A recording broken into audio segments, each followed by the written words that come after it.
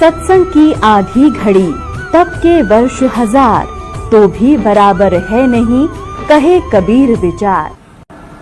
तो यहाँ आपसे प्रार्थना की जाती है, जब तक सत्संग चले आप सब चिंताएं और इधर उधर की गल्ला बातें छोड़ के ध्यान से सत्संग सुनो।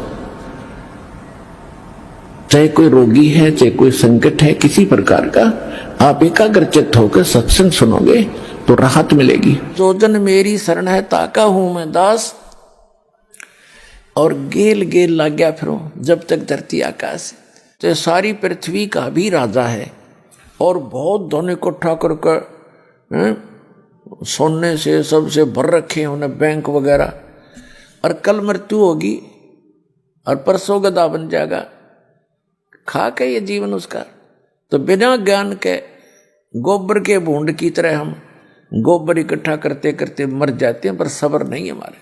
तो इस ज्ञान से सब्र होगा, इस ज्ञान से आत्मा हट जाएगी इससे कि क्या कर रहा हूं मैं, करना क्या चाहिए था, कहां डले ढो रहा हूं, ऐसे अनमोल जीवन को बर्बाद कर रहा हूं। तो ये एक बार पूरे विश्व में अब शांति होगी। सभी जल रहे हैं, किसी को सब्र नहीं और कोई सुखी नहीं। अब जैसे आपको बहुत बार बताया है कि दास एक बार गोवा गया हुआ था। गोवा समुद्र के किनारे एक शहर बसा हुआ है गोवा, वो प्रांत भी है गोवा। तो वहां क्या देखा, वहां एक सत्संग किया था हमने, और जहां सत्संग स्थल था, सत्संग के बाद घूमने के लिए हम साथ ही समुद्र था, तट समुद्र का, वहां चले गए। वहां क्या देखा, फॉरेनर यानी विदेशी स्त्री पुरुष वहां उसके साथ साथ रेत में अपने बिछा बिछा के बस्तर या कोई वैसे लेटा हुआ था, रेत में लेटे हुए थे, एक अंडरवियर में पैर के। और उनसे बात की, एक आधे भक्त ने, हमने तो अंग्रेजी आवन थी, तो कहते आनंद आ रहा, आनंद यहाँ इनको।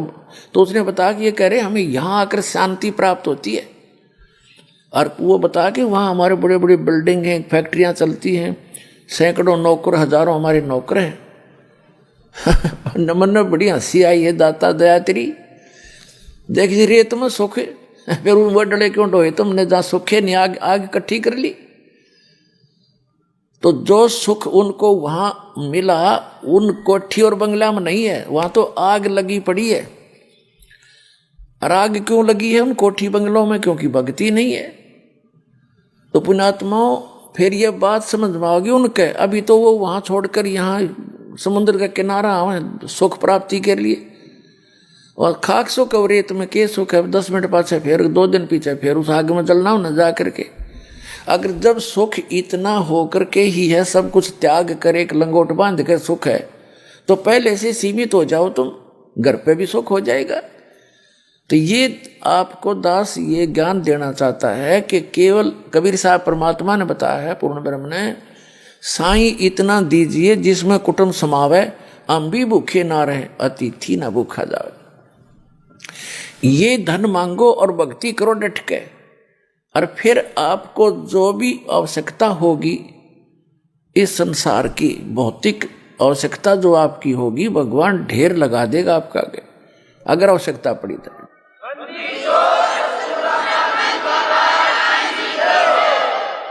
अब जो दास कंसेप्ट क्लियर करना चाहता है कि द्रौपदी का चीर बढ़ा, उसको समझाने के लिए आपको ये भूमिका बना रहा है दास। तो क्या होगा कि अब हजारों वर्षों तक ये सत भक्ति, ये यथार्थ भक्ति मंत्र आप जाप करा करोगे, आप चले जाओगे फिर सतलोक में। जो लास्ट के व्यक्ति होंगे, क्योंकि प्रत्येक यहाँ काल की व्यवस्था है, समय आने पर उसमें बुराई घर करना शुरू कर देती है। 1000 वर्ष तक तो ये प्योर चलेगा, और अरबों खरबों की संख्या में भक्त मुक्त होंगे, सब सतलोक चले जाएंगे।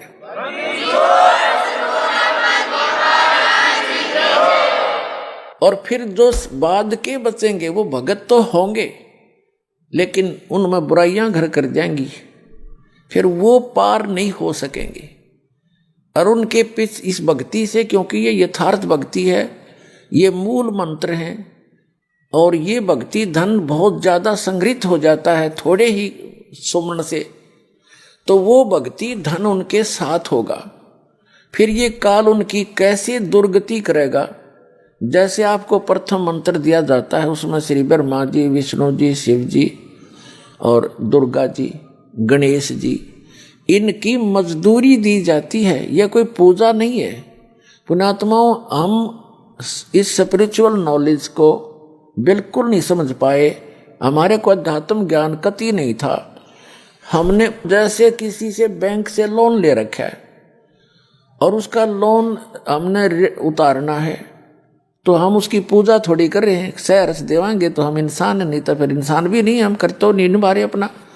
ऐसे ही जैसे हमारा कोई बिजली का टैक्स है और हम बिजली खर्च कर रहे हैं, तो उसका बिल भरना ही है। हम जाएंगे वहाँ नमस्ते करते हैं, वहाँ के कैशियर से जो लेता है या अधिकारियों से मिलते हैं, उनको प्रणाम करते हैं, सभ्यता से पेश आते हैं।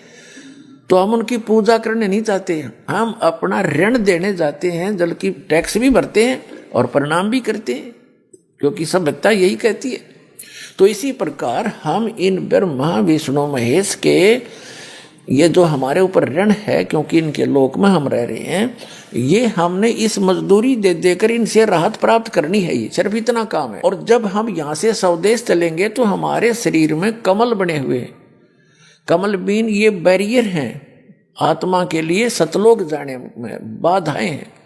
तो वो बाधाएं इन मंत्रों से क्लियर पाएंगी आपकी, फिर आप पहुंचोगे त्रिकुटी पे। हमारे शरीर में कमल हैं, मूल कमल है, जैसे बैकबोन है रीढ़ की हड्डी, ये जा करके लास्ट में गुदा के पास समाप्त होती है। और उस जहाँ ये एंड होता है इसका, अंदर की तरफ, हमारे शरीर के अंदर की तरफ, इसके 2 उंगल ऊपर, लगभग 1 इंच ऊपर, एक कमल की शकल की, कमल के आकार की आंतड़ियां बनी हुई हैं। जैसे कमल के फूल के पत्ते होते, आंतड़ियों की ऐसी निशान से हैं। अब तो भक्ति है नहीं आपकी, तो वो ऐसे चिपके हुए हैं जैसे खाली ब्लेडर होता है। और जब भक्ति शुरू होगी तो उनके अंदर ये मंत्र से हवासी भरी जाएगी और वो अंदर की नसें तन जाएंगी।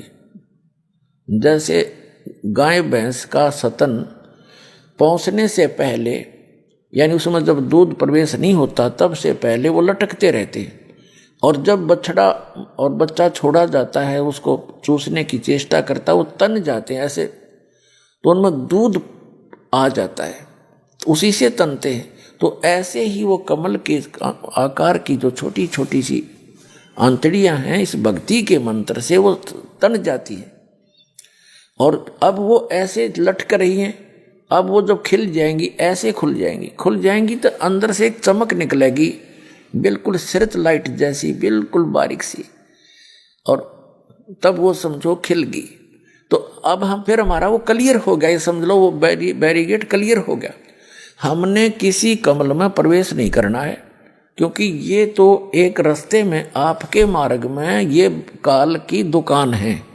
इनमें जैसे बालक है, माँ बाप ने भेजा जा बेटा खेत में रोटी देकर आ, रास्ते में कोई मेला है, वो कहीं मदारी रीछ नचा रहा है, कोई गाने गा रहा है, कोई चाट बेच रहा है, कोई खिलौने बेच रहा है, तो वो बच्चा यदि उन खेलों को देखने लग गया तो वो वही खड़ा रह जाएगा और उस काम से वो नहीं पहुंच पाएगा। तो घर वाले गढ़ेंगे उसने, तो भेजा था कहाँ, वहाँ भूखा मरा, तू यहाँ बकवाद कर रहा।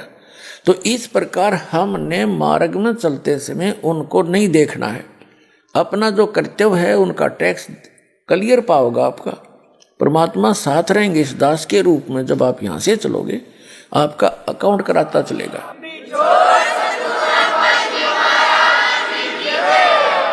तो वहां आपको बहुत सा प्रलोभन दिया जाएगा कि आपका तो बहुत पैसा बच गया है, यहाँ पर आपका तो बहुत कमाई शेष है, देखो यहाँ पर ठाठ करो, ये करो, वैसे। तो आपने हाथ जोड़ लेने कि ना, इस छोड़ो इस कमाई ने। तो वो कमाई फिर वो क्या करेंगे, आपकी सतलोक जाने वाले अकाउंट में डिपॉजिट कर देंगे, अगर आप वहाँ उसके लोक में प्रवेश नहीं करोगे। ये तो रेस्टोरेंट खोल रखे इन्होंने, आपसे टैक्स लेते हैं, आपकी पूंजी नष्ट करवा देते हैं। जितने भी स्वर्ग हैं ये रेस्टोरेंट है। तो फिर आप जाओगे, इसके ऊपर है फिर सावित्री और ब्रह्मा जी का कमल है। अब जैसे ये चैनल होते हैं ना, टीवी में चैनल होते हैं, तो कार्यक्रम तो कहीं और हो रहा है और हम देख रहे हैं टीवी पे। अब जैसे आजकल बिजनेस भी हो रहा है, इंटरनेट से हो जाता है, ऐसे ही समझो। तो वो कहीं और है मार्केट, लेकिन इंटरनेट से आजकल बिजनेस के भी लेन देन हो करके सौदा बेचा और परचेज हो रहा है, ऐसे ही समझो तुम। तो ये तो एक इंटरनेट का सिस्टम है हमारे शरीर के अंदर, उस गॉड का, परमात्मा का। फिर उसके बाद हम नाभि कमल में विष्णु और लक्ष्मी जी का एक कमल है, उसकी 8 पंखड़ियां हैं, सावित्री ब्रह्मा वाले की 6 पंखड़ियां हैं। फिर ये दोनों सतनों के बीच में यहाँ एक कमल है, रीढ़ की हड्डी के साथ चिपका हुआ। ये शंकर भगवान जी का, पार्वती जी का ये यहाँ बैरियर है, इनका कमल है, इनका भी आपको मंत्र दिया जाता है। उसके बाद ये कंठ कमल है, ये कंठ है, इसके बैक में ये रीढ़ की हड्डी यहाँ थोड़ा सा बैंड होती है इससे पहले, तो यहाँ ये थोड़ी सी चौड़ी ज़्यादा है। तो यहाँ पर वो दुर्गा जी का स्टेशन है, बैरीगेट है, बैरियर समझो इसको। उसकी 16 पंखड़ियां हैं और शंकर भगवान वाले कमल की 12 पंखड़ियां। इसके बाद फिर आगे जाएंगे, त्रिकुटी पर पहुंच जाएंगे। त्रिकुटी तो एक कॉमन इंटरनेशनल एयरपोर्ट समझ लो, वहां तो सभी साधक जाते हैं। वहां जाने के बाद फिर उनको 3 रास्ते हो जाते हैं, त्रिवेणी बोलते हैं उसको, 3 रास्ते। तो उस त्रिवेणी का जो सामने वाला रास्ता वो ब्रह्मरंध्र कहलाता है, बीच वाला वो किसी से नहीं खुलता, वो केवल इस दास से प्राप्त मंत्र से, जो परमात्मा कबीर जी ने दिया है, उससे ही खुल सकता है, सतनाम से। तो जो सारा कुछ दास जो बताना चाहता आपको कि फिर क्या होगा, जो पार नहीं हुए वो क्या करेंगे, उनके ये मंत्र बच जाएंगे, कमाई उनके साथ होगी, पार वो हुए नहीं। अब जैसे कोई व्यापारी है और पैसा लेकर पैसा कमा लिया उसने और फिर पड़ गया गलत आदत में, तो जितनी कमाई करी थी होटलों पे, बदमाशी में, फिल्म देखने में, ठाठ करने में बर्बाद कर देता है। तो जो भक्त यहाँ रह जाएंगे उन्हीं में से ये काल ऊपर स्ट्रोक करेगा। इसने इस ब्रह्मलोक के अंदर एक ब्रह्मांड में ब्रह्मलोक बना रखा है। ब्रह्मलोक में एक इंद्र, महाइंद्र का लोक है, महाइंद्र, उसको महास्वर्ग बोलते। उससे आगे है फिर नकली सतलोक, नकली अलखलोक, नकली अगमलोक और आगे डुप्लीकेट अकय लोक, अनामी लोक बना रखे। तो इन पुण्यात्माओं को जिन्होंने सतनाम का जाप कर प्राप्त है और वो पार नहीं हुए, और सार नाम भी प्राप्त है, वो पार नहीं हुए, क्योंकि पार तो कोई गलती कर दी उसमें भी रह जाओगे तुम, बेशक तीनों नाम प्राप्त हो गए।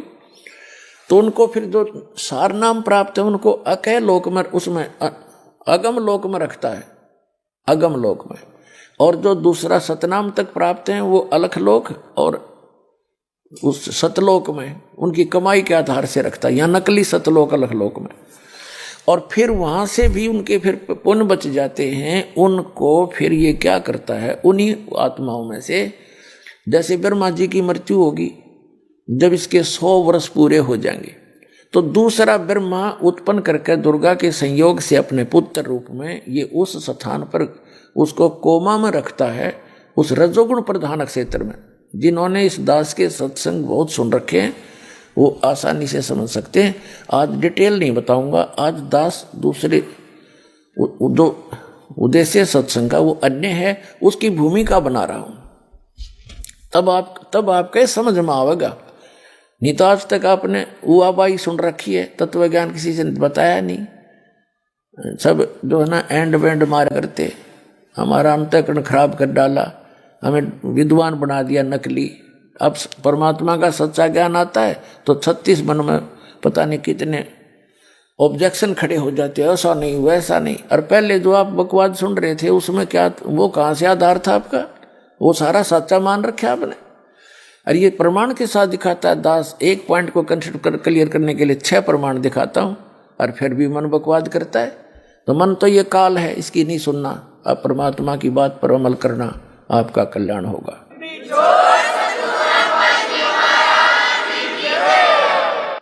तो फिर ये क्या करता है, जैसे फिर 7 ब्रह्मा की मृत्यु के बाद एक विष्णु जी की मृत्यु होती है, तब उन्हीं पुण्यात्माओं में से जो अब भक्ति करेंगे, ये सही भक्ति कर लेते हैं, इनकी पार होते नहीं, इनके पास भक्ति धन जो का त्यों रह जाता है, उन्हीं में से फिर ये विष्णु जी बना तैयार करके रखेगा, उसको विष्णु के पद पर रख देगा। फिर 7 विष्णु की मृत्यु के बाद एक शंकर जी की मृत्यु होगी, तमोगुण शंकर की।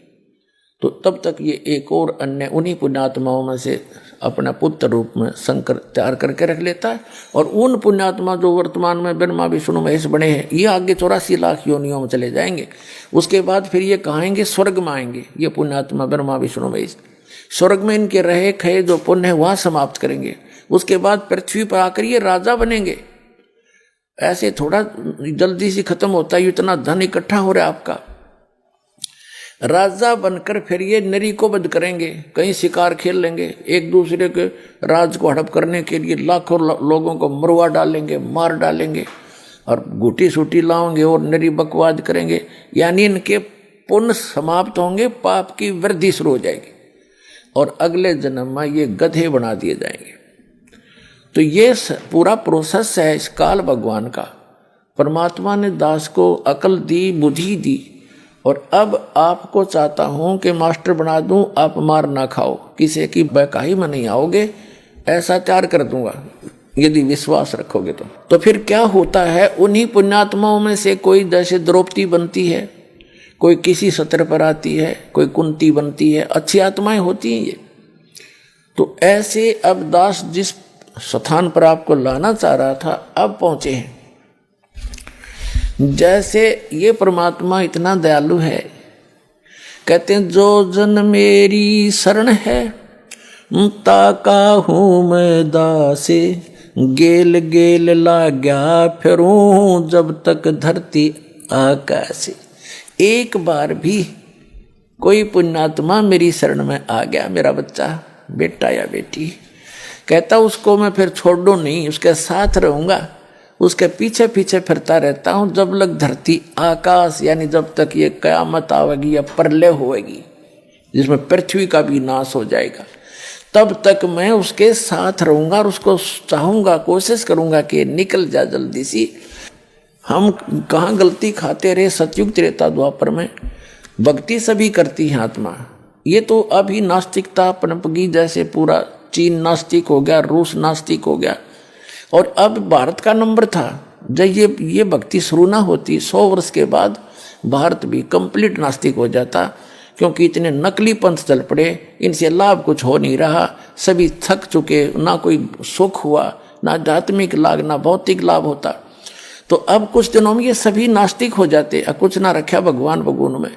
तो यही कारण था कि जैसे चीन पूरा महात्मा बुद्ध को मानते थे और उनके पूर्वज जो थे उनके न्यायी बन गए, उनके द्वारा बताई सब क्रियाएं करते थे, उससे कोई उनको तो लाभ हुआ तो नहीं, लेकिन पूर्व जन्म के ओपन कर्मी थे, उनसे लाभ होता रहा। तो वो ये सोचा करते थे कि हम जो साधना कर रहे हैं उससे लाभ हो रहा है। उसके बाद जो उनके वंशज फिर और आगे आए, वो भक्तिहीन प्राणी थे, साधना वही करते थे जो उनके पूर्वज करते थे, उनको कोई लाभ हुआ नहीं, उस साधना से होना ही नहीं था, क्योंकि उच्चारण ठीक नहीं था, वो मंत्र सही नहीं थे। तो फिर बाद वाला ने न्यों सोच दिया कोई भगवान भगवान नहीं है और ये सब बकवाद बंद करो। तो उन्होंने कंप्लीटली बैन लगा दिया, राम की चर्चा नहीं करनी। तो यही भारत का दशा होती, क्योंकि भारत दो एक यूनिवर्सिटी है अध्यात्म मार्ग की, सदा से ये स्थान ऐसा है। भारत कोई अलग नहीं है विश्व का, विश्व सारा एक ही है, लेकिन ये स्थान विशेष है उस परमात्मा का, जहाँ वो आते हैं, विशेष भक्ति प्रदान करते हैं। सतयुग त्रेता द्वापर तक हमारे पूर्व जन्म के पुण्य हमारे साथ चलते रहे, क्योंकि जो दास बता रहा आपको, कलयुग के अंदर ये भक्ति होती है, फिर ये ऊपर चले जाते हो, वहाँ अपने स्वर्ग में महास्वर्ग में पुण्य खत्म करके फिर सतयुग में जन्म लेते हो पुण्यात्माएं। अब सतयुग त्रेता द्वापर तक उनके पुण्य काल बार बार जन्म देकर उनको नष्ट करवा देता है, और वो पहले साधना कर रहे होते हैं वो शास्त्र विरुद्ध। तो उससे भी उनको ये लगता है कि हम जो ये साधना कर रहे हैं इसी से लाभ हो रहा है, या भूल थी उनकी। अब जैसे पुण्यात्माओं या परमात्मा की वाणी में आया है कि भीष्म पिता और द्रोणाचार्य ये कर्ण से बाणों मारे और महाभारत में टटीरी के रखे, वहां घंटा टूट पड़ा रे। अब जैसे एक टटीरी पक्षी थी, वो पिछले जन्म की पुण्यकर्मी प्राणी थी, और परमात्मा पक्षी रूप में भी पुण्यकर्मी प्राणी जो अपने मनुष्य जीवन का जो संस्कार पूरा करके पशु जुनी में भी चली गई थी वह, तो वहां भी उसने पुकारा, उसका कोई पुण्य शेष था तो वहां भी रक्षा करी थी उसकी। अब वो टटेरी ना तो राम न जाने थी, ना कृष्ण ने, और ना ब्रह्मा को, ना विष्णु को, ना उसने कोई मंत्र का पता था। उसने हृदय से पुकार करी, है भगवान मैंने तो यहाँ अपने बच्चे उत्पन्न कर दिए, अंडे। अरे इधर एक टटीरी पक्षी था, उसने अंडे उत्पन्न कर दिए महाभारत के उस मैदान में, कुरुक्षेत्र के मैदान में, जहां महाभारत होना था, युद्ध होना था कौरव पांडवों का। तो उसने अंडे उत्पन्न कर दिए, तो देखा इधर से चारों तरफ से सेना आकर इकट्ठी होने लगी। तब उसने पुकारा, हे भगवान मेरे बच्चों की रक्षा करिए। तो परमात्मा ने इंद्र के हाथी का घंटा टूट गया, 88,000 मन बताते, 88,000 मन का, और वो अंडों के ऊपर आकर टिक गया, बीच में अंडे सुरक्षित। कहते अग्निबाण छूटे, वहां पर ना जाने कितनी जनता मर गई, और कति अग्निबाण वहां चले, नो आग सी लगी थी। 18 अक्षौणी सेना, 11 कौरवों की और 7 पांडवों की, 7 करोड़ अक्षौणी, तो 18 करोड़ सेना कटकर मर गई। लेकिन टटीरी के अंडों को कोई आंच नहीं आई। तो अब कोई नो सोचा कि जो वह भक्ति करे थी, उसने रामकृष्ण का भी ना पता था, हृदय से पुकारा, तो उसका जो पूरा संस्कार था उसको भी वो पूर्ण परमात्मा ही देता है। श्रीमद् भगवत गीता अध्याय नंबर 15 के श्लोक नंबर 16 और 17 में 3 पुरुष हैं। एक सरपुरुष, ये तो ब्रह्म है, ज्योत स्वरूपी निरंजन काल 21 ब्रह्मांड का स्वामी, और अक्षर पुरुष है, ये 7 संघ ब्रह्मांड का मालिक है, ये भी इनकम्प्लीट गॉड है। और उत्तम पुरुष है तू अन्य, गीता जी के 15वें अध्याय के 17वें श्लोक में, उत्तम पुरुष है तू अन्य परमात्मा इति उदाहरते, ये लोग तरम अविश्य विभ्रति अवैश्वर है। उत्तम पुरुष तो इन दोनों से सरपुरुष और अक्षर पुरुष है, कोई और है, और वही तीनों लोकों में प्रवेश करके सबका धारण पोषण करता है, और वही वास्तव में अविनाशी है, वही परमात्मा कहने योग्य है।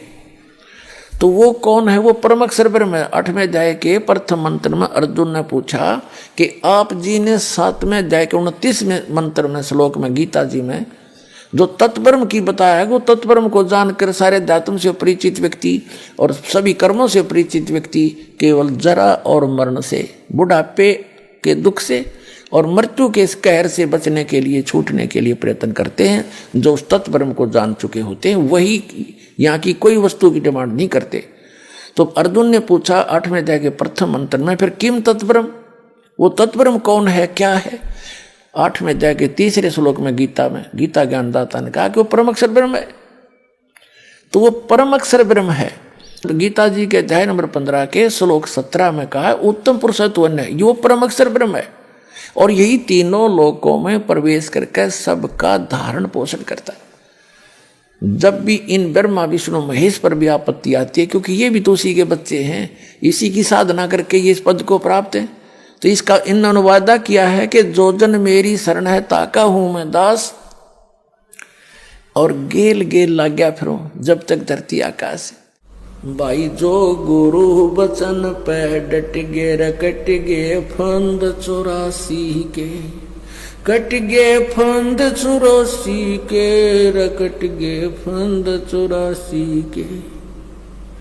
भाई जो गुरु बचन पे डट गे रकट गे फंद 84 के। वस्तु मिली ठोर की ठोर, मिट गई मन पापी की दौड़।